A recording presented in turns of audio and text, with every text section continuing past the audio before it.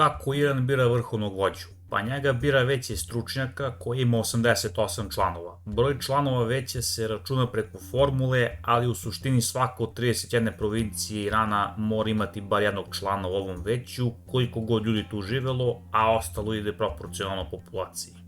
U skladu sa članom 107 i 109 Ustava Irana, vođa mora biti dovoljno učen u islamskom pravu, mora biti pobožan, mora da ima odgovarajuće političke i društvene stavove, hrabrost, administrativne sposobnosti i dobre kvalitete za vođstvo. Ako ima više takvih kandidata, veće treba odabrati najboljeg među njima. Ako takvog nema, onda veće bira nekog od svojih članova za vođu.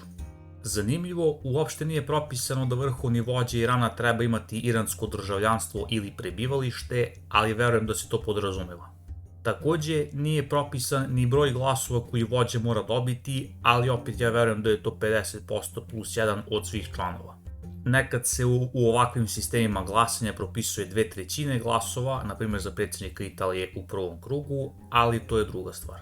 Postupak glasanja, kao i to ko su kandidati, se ne mora direktno prenositi putem TV-a, interneta i radija, već se po okončanju postupka samo objavi ko je novi vođa. Glasanje za vođu 1989. se snimalo, ali to javnosti nije bilo saopšteno, niti je snimak bio dostupan sve do početka 2000-ih. Članove veća stručnjaka biraju građani i svaki kandidat mora biti proveren i odobren od strane veća čuvara, odnosno veća ustavobranitelja, kao kvalifikovani stručnjak za islamsko pravo, kao i da ispunjava ostale zahteve propisane ustavom i zakonima.